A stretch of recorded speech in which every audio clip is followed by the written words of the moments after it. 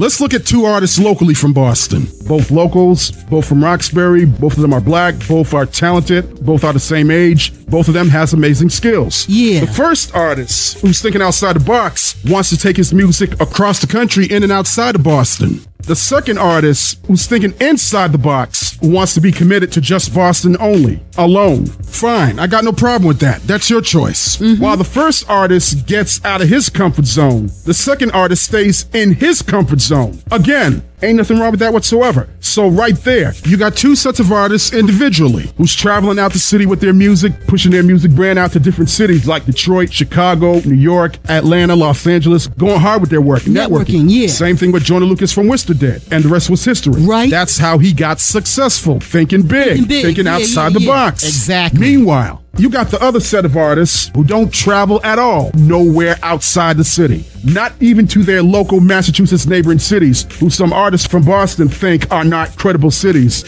such as Springfield, Worcester, Cambridge, Lynn, Lawrence, Brockton, where they do have black and brown local artists. Of course. To me, that is absurd for some in Boston to leave out those neighboring cities, knowing that all of y'all are from the Commonwealth of Massachusetts. Exactly. Here's where the division comes in between artists from Boston who are not supporting each other. The first local artist has found the right connection, networking, and on the right path to achievement, being discovered and finally put on the map. While the second artist, who's committed to just Boston, is still struggling, trying to make it without any outside help away from the city.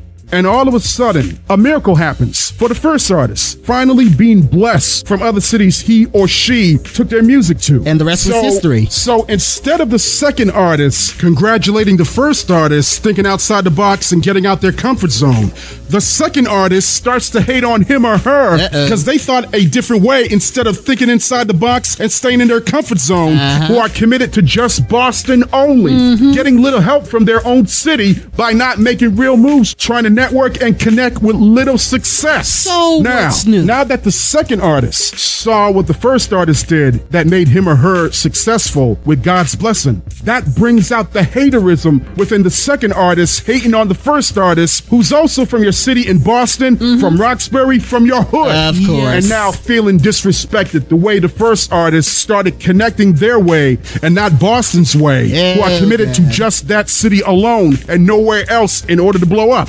I don't blame the first artist at all, who did what they had to do in order to make it. Right. Not every artist in Boston are the same. That is so true. lying about However, that, bruh. some Boston artists believe that if other artists who thinks outside the box, getting out their comfort zone by traveling away from Boston and was offered a huge opportunity to open up for a major well-known artist from another city nationwide like New York, Atlanta, or LA, and they paying or reimbursing for your time expenses. All of a sudden, that artist or this artist are cheaters and a sellout all of a sudden to the city of Boston. No. Oh my That God, right are you there, serious? that becomes a hate alert. Of course. Why? Because he or she thought outside the box and had a different way of putting their name, their music, and their talent material out there than the other artists who are just loyal to just Boston alone. So what? I mean, that's so what I'm what? saying.